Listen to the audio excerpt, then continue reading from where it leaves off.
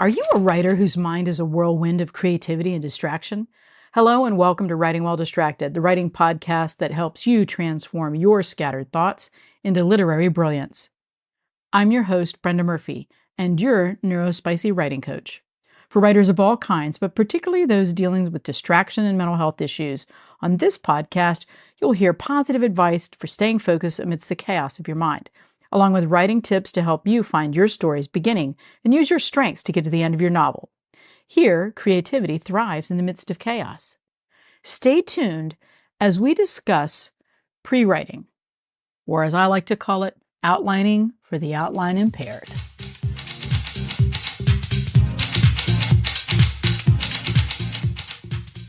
I had a struggling writer ask me, "How do you get all those words? I start writing and then I just fade out. The story stops. How do I expand my story?" The short answer to this is to pre-write and to outline. And I can hear the pantsers out there screaming, and I get that. I am not an outliner by nature. But in the last 10 years, and after 20 full-length books, I know the value of at least a bare bones set of notes of where the story is going before I start. I am not talking about a full-on, bullet-pointed outline so detailed you only have to add conjunctions to make it a book. There are people that make those, and I applaud them. That is not something that is within my capabilities.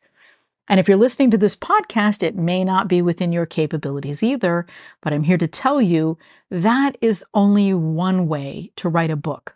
And no matter what your 9th grade English teacher told you, or anybody else has told you, you do not have to have a detailed outline to write a book.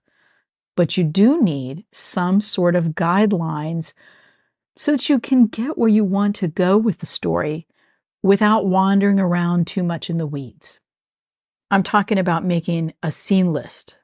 I'm talking about a few pages of notes so that when you get to the swampy middle of the book, you'll have somewhere to look to see what you need to do to finish the book. And if you're wondering what I mean by the swampy middle, that's the 25 to 40,000 word mark, depending on how long of a book you're writing. And you need to find a way to wade through that part of your book to get to the end. So a lot of people start out, they really know how their story starts and beginning, and they know how their story ends. A lot of people do when they start writing, or they have a vague idea. Or if you're writing genre fiction, you know, in a romance, they're happy ever after. In a murder mystery, they solve the murder. In a thriller, you stop the big bad from doing the big bad thing. So if you know the answer to the end of your story, how you get there is what's important. And I've spoken about that before in some of the other podcasts. But that really is what's important, is how you get to the end. If you're one of those folks who can just whip out 80,000 words with no outline, then look away, shut your ears. This podcast is not for you. There have been some very famous and successful writers who've never outlined and could simply sit down and write their books without an outline in sight, and that is fantastic for them. This post is for us mere mortals who need at least some direction to keep going forward in our work. But wait, you say, "I've already started my book. How is this going to help me?" Or, "Hey, stop, I'm 20,000 words in and stuck. What do I do?" I got you, my friend. You can go back and do this work no matter where you are in the process. If you are stuck, blocked, frustrated with your manuscript, and ready to set it on fire, the techniques below are a great way to get unstuck. And even though I label them pre-writing, you can go back and do any of this writing at any time that you need. There have been times where I've had to go back and rework my character sheets because the original set of wants and needs and desires and goals for my characters are just not working in the story that I want to tell. Or I might need to add a new character because things are just gone off the rails and I'm lost, and so I need some help. So even though it's labeled pre-writing, you can do any of these techniques at any time to get back on track. I also have a podcast that's specifically about what to do if you are restarting a manuscript after a long layoff. So say you started a book, life happened, and it's now 6 weeks, 6 months, 6 years later, and you want to pick it up and start your manuscript again. There are techniques in that podcast, and I'll leave a link in the show notes for that for you so you can listen to that if you're in that situation. So what are the steps? The first step is pre-writing. And what do I mean by pre-writing? This is what I consider a basic list of things that you need to think about before you start writing your novel. Or if you're stuck, this is how to get unstuck. You have to think about, what kind of novel am I writing? What's my story about? Is it genre fiction? Is it literary fiction? Is it creative nonfiction? Is it nonfiction or memoir? Knowing very securely what you're writing will help a lot in helping you organize your thoughts about what your book is and what criteria it should meet. Because if you're writing genre, there are specific criteria that you want to meet and specific beats that you want to hit in your work, because readers read those books obsessively and they want the story to hit certain marks. It's okay to be unique, but there are certain plot points that you're going to need to hit, particularly if you're writing something that has a complicated plot, like a mystery or a thriller, a police procedural, detective story, or if you're writing creative nonfiction. If you're retelling a story that actually has a real ending, you need to be careful how you think about that and how you plan that. So that's the first step. What the heck are you writing? Step 2, how long is it? And we've talked before about sticking to genre lengths, because if you're trying to get published by one of the big 3, or to get an agent, or to submit to an acquiring editor, or to enter a contest, if there's a specific word count, you have to stick to it. You need to look what their requirements are, and you need to stick to those word counts. Having a word count will also help you figure out how to reverse engineer what your deadline should be, when you should be finished your first draft, when you should start your revisions, when you should be through your revisions so you can send it to your beta readers, when you can do your editing, when you can do all of the things. You're going to need to have a rough sort of a timeline, because there are a lot of steps to finishing a book. I'll link to that list of story lengths again in the show notes so that you'll have those. Step 3, who are my characters? What do they want? And how many characters do I need to tell this story? And this is important because even though your book may just be about a couple, say if you're writing a romance, or one person if you're writing a detective story, there are going to be a lot of other characters that they interact with. And some of those characters need to be full-fleshed characters in that you know them inside out and they're like real people to you. And some of those characters are what I tend to call one-offs or throwaway characters. They're that person that might drop a bit of dialogue that has important information. It doesn't mean that you should rely on stereotypes or in any way blow off these little characters, as I like to call them. They're the side people. Don't blow them off. They can play important roles, so you need to take time to build them too. If you're working on a series, if you're planning out a series, if you're writing about a family, you're going to write about the family members. You need to know your people. You are creating a little imaginary town or setting or village, or if you're writing a huge space opera, think about all the people that come into those novels. This is not to put you off. You don't have to know every single character you're going to need before you start. I often start with just my 2 main characters and a very loose list of other people that I'm going to need, and I create those characters as I come to them in the story, because again, I am somewhere between a pantser and an outliner. I don't work from a hard and fast outline. I work from a scene list, and if I get to a scene and I need to add some people in, I add some people in on the fly. I have a character workbook that I'm going to link in the show notes. Again, you can get that for free. It will get you started on just some basic things that you should think about when developing a character. I'll have another podcast that goes more specifically into all of the work that should go into your main characters to make them full-rounded people and not cardboard cutouts that are just going through the motions. Step 4, what point of view am I writing this book from? And point of view can be a very complicated discussion. Point of view can be very complicated when you're first starting out writing and you're not exactly sure what the heck anybody's talking about. My advice is that you check out Sandra Gerth's book, Point of View, How to Use the Different Point of View Types and Avoid Head Hopping and Choose the Best Point of View for Your Book. She's also known as Jay, an amazing sapphic fiction author and a wonderful wonderful person, get the book, read it. You can get it on Amazon. I'm going to leave the link below. You might be able to find it in your library. It is not a very long book, but it is totally worth your time. There are exercises in there, and it really explains characters and why you should choose the character that you're going to choose to tell your story. It's very, very good for anybody really in their writing career, but if you're just starting out, it's the one I recommend to everybody. Step 5, what do your characters want? And again, you can download my free character workbook. You need to know that before you start your stories, even as Kurt Vonnegut said, even if they just want a glass of water. Why are they doing the things that they're doing? Do they want love? Do they want revenge? Do they want success? Do they want fame? Do they want fortune? It doesn't matter what they want, but you need to know for sure why they're behaving the way that they are. That way, you won't get as stuck. I mean, there'll be times where you can't figure out exactly how to show why they're doing what they're doing. But if you know what it is they're supposed to be doing or why they're motivated to do those things, you will be a long way ahead of anybody else who's just trying to fly along and make it up as they go along. Stories are about people. And the more you know about the people in your book, the better your book is going to be. Now, this is where you start thinking for step 6 about your character arc. How are your characters going to change? And again, you don't have to know every single thing. But if you have someone who is an outright loner at the beginning of the book, and by the end of the book, they're ready to move in with a found family, something big has changed.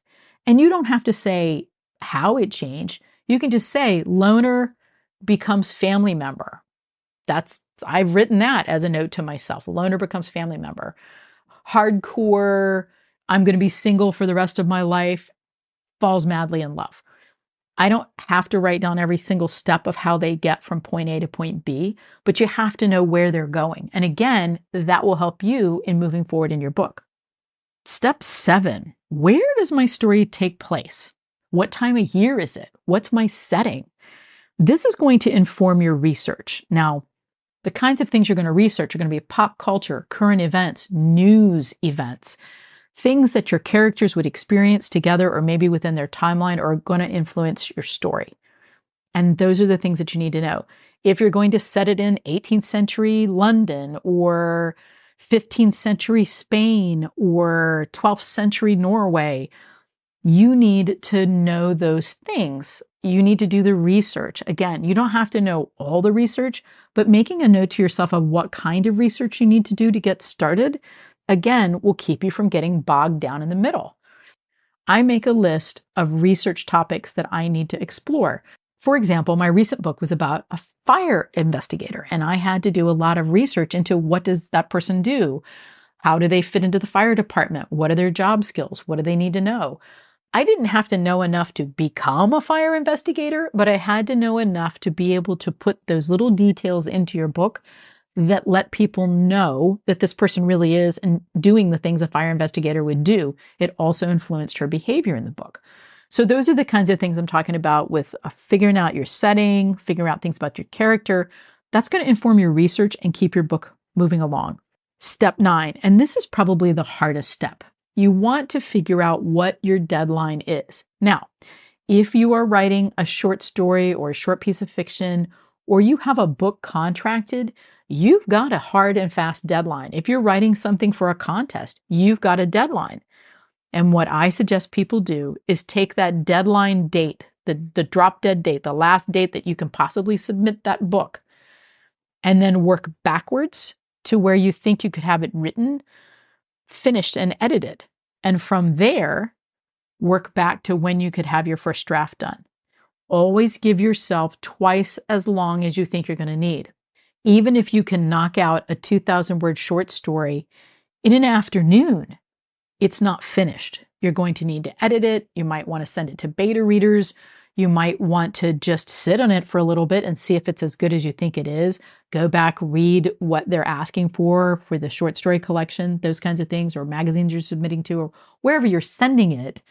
Don't rush your work is what I'm trying to say here. Give yourself enough of a deadline so that you can do the best you can to have the best written piece of work you can produce, to have the best edited piece of work you can produce, to really increase your chances of being accepted. Hustle culture and the myth that you need to release a book, 4 books a year to be successful, has made more than one person who wants to be an author believe that they just can't because they couldn't possibly produce that much in a year. And I've written 3 books in a year, and that was a lot. And I didn't have time for a lot of other things. And I have a family and I want to spend time with them. So I've cut back and now I only write 1 or 2 books a year. And that's okay. And that's something that you need to consider. But if this is your very first book that you're writing, the thing that's most important is to just write the book. Give yourself enough time that you can produce a quality product. Take your time to create the best book you can. You owe it to yourself to do that. Don't be discouraged by people who write faster than you. There's always going to be somebody who's going to write faster. There's always going to be somebody who's going to write slower. Writing a book is very individual. Write how you want to write. Don't pay attention to what anybody tells you you have to do. You have to do this, you have to do that. You have to write so many words a day. Write what you can, because consistency is way more important than number of words. Because a lot of people who write a lot of words every day eventually end up burning themselves out and they quit writing altogether. And I don't want that to be you. Writing is something you can do for your entire life. So hold on to it and don't burn yourself out by trying to copy someone else's work schedule. So we've talked about all the things you need to answer before you start writing a book. And I say answer these in as much detail as you can and do what works for you. It might take 2 or 3 days for some questions, like the ones about your characters and their wants. After that, take your time and write out your story broadly, not in detail, but in the big scenes. You can tell it to yourself like you would explain it to a writer friend over beverages. You wouldn't put it all in detail, but you would highlight the most important points of your story. And that's what needs to be in place for the next step. I use pen and paper for this. Usually a dollar store composition notebook or cheap notebook makes it feel less fraught, less precious, and lets me scribble without the pressure that comes with staring at a blank document on my computer or writing in a fancy journal, stressing about the fact that I'm about to write a whole ass book. And feel free to insert your own freak out here. So after you've written your scenes in broad strokes, and you've finished your scene list and your pre-writing, set it aside for a few days and then come back to it. Now, some people would start writing at this point, but the one extra step that I like to take before I start writing is to transfer my list of scenes to 3x5 cards. And yes, I use 3x5 cards because if I use 4x6 cards, I will want to write too much information on them. I want only enough to write maybe a sentence or two about what goes on in the scene. And when I say bare bones, I write things like, they fight here, big breakup, busted. Sometimes it's just a single word, but it'll remind me of what's going on. I also put down what characters are in the scene. I'll write their names on it, whose point of view it's from, and where it takes place. So like, Sophia's point of view in the car, busted. So that's just what I do. That's what works for me. And you can try this to see if it'll work for you too. But by distilling a scene down to what it's supposed to be about, it doesn't feel overwhelming. I don't feel so locked in. So if I sit down and I want the scene to be outrageous, or if I decide to disregard that scene completely, I can. I don't feel locked into a hard and fast outline. It's more like a trellis that my story can grow on. So once I've transferred them to those 3x5 cards, so all the little scenes to the 3x5 cards, I take a highlighter and run a color line across the top of the card for whoever's point of view it is. Now, sometimes my books are from one person's point of view, so that's really easy. And putting that color line across the top of the cards really enabled me to visualize if I had the scenes equally distributed in the novel. So once I've got all the cards written, I lay them out on a big flat surface. Usually I work on the floor because I don't have a big enough table in my house to lay out between 60 and 75 scene cards, because that's about the average length novel that I write. I go with the idea that each scene is about 1,000 words. That can vary. Obviously, some of my scenes are much longer than that. Some of my scenes are shorter, but 1,000 seems to get me where I want to go. Feel free to copy that number. Once you've been writing for a while, you'll know what your average scene length is. You'll know about how long they are. And then you can plug your own numbers in about how many scenes you need to tell a story. Sorting and viewing the cards this way also helps me with structure and pacing. And I have another podcast that I'll talk specifically about structure and pacing in your novel. It'll help demonstrate if there's gaps or plot holes in my storyline. If I don't have a scene that's supposed to be there to tell a very significant part of the story. So then I can scribble down a couple of lines like, fall in love scene here, or they find the killer, or she discovers the secret passage. Whatever it is that I need to fix the plot, I can stick those in at that point in time versus getting to the middle of my manuscript and going, oh man, this isn't working. It's broken. What scenes do I need to fix it?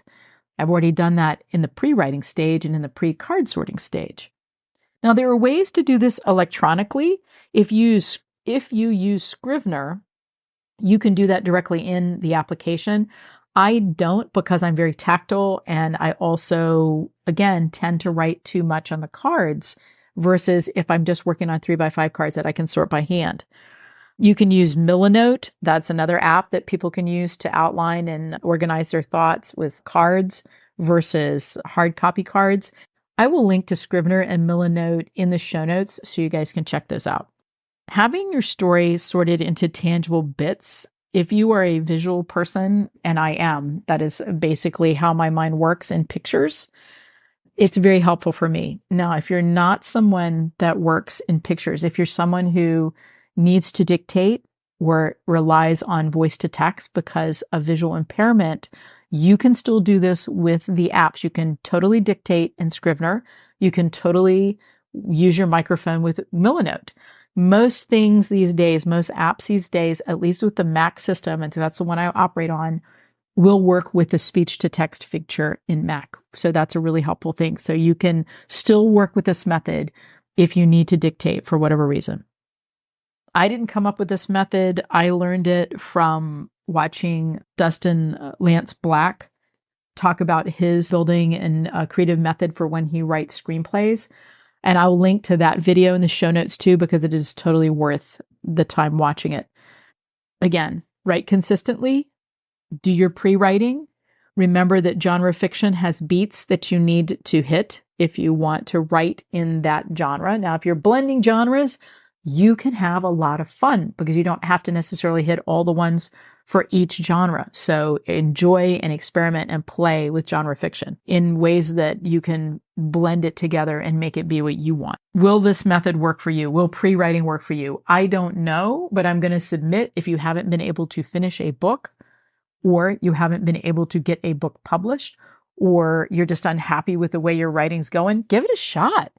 You have nothing to lose by trying a different method of work. And you might find something, or you might find parts of it work for you. Take the parts that work for you and keep them and let go of the rest. Books are constructed of scenes, and one of the best books I've ever read about how scenes mesh together to make a book is called Make a Scene by Jordan Rosenfeld, and I will link to that in the show notes too. Totally worth your time. You can probably find it at the library. I think that's where I got my first copy. I then went and bought a copy because I had a lot of underlining I wanted to do in that. Really a great way to think about your novel in bite-sized chunks, because it's overwhelming to think, I need to write 80,000 words. How can I write 80,000 words? It's not as overwhelming to think, I only have to write this scene today. I only have to write this 1,000 words today, or I only have to write this 500 words or 250, or whatever your magic number is that you can keep track of your writing, whether it's time. I only need to write for 15 minutes today, or half an hour, or 30 minutes, or an hour, whatever. You can track your writing any way that you want, but I am going to strongly encourage you to set up some system for tracking your writing and tracking your progress, because that's how you know you're moving ahead. And it is too easy, especially for neurodivergent people, to become overwhelmed, to become convinced that we're never going to finish, to get bored with our work sometimes if we don't have an end goal that we can see.